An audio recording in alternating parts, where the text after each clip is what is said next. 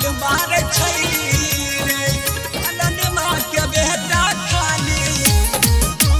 बेटा खाली फल मारे छै बेटा खाली फल मारे छै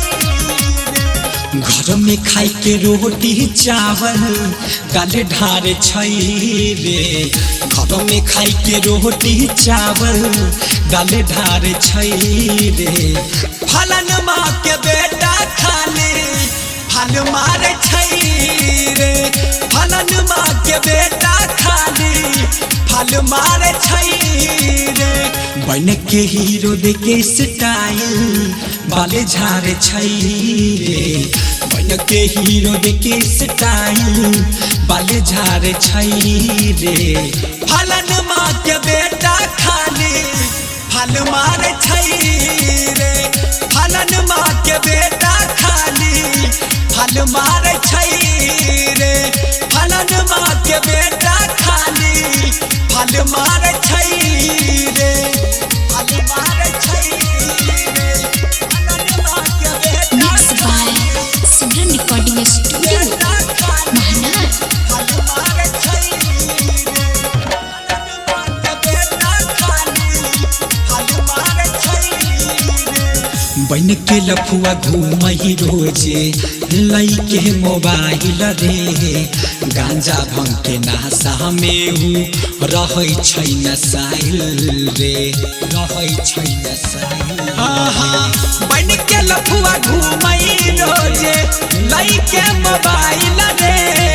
गांजा भंग के नशा में रहै छै नसाइल रे छौरी मौगी फसाई के ओकर से माल झारे छै रे छौरी मौगी फसाई के ओकर से माल झारे छै रे फलन माँ के बेटा खाली फल मारे छै रे फलन माँ के बेटा खाली फल मारे छै रे फलन माँ के बेटा खाली फल मारे छै रे फल मारे छै रे फलन माँ के बेटा Simran Recording Studio, Mahanar. फल मारे छै रे फलन माँ के बेटा खाली फल मारे छै रे मस्ती महजा मारही छोड़ के पढ़ाई लिखाई रे गाँव में रंगदारी करे कटा सबके दिखाई रे सबके दिखाई मस्ती महजा मारही छोड़ के पढ़ाई लिखाई रे गाँव में रंगदारी करे कटा सबके दिखाई रे लालो श्याम म्यूजिक सिखाइने नाल फारे छै रे लालो श्याम म्यूजिक सिखाइने नाल फारे छै रे फलन माँ के बेटा खाली फल मारे छै रे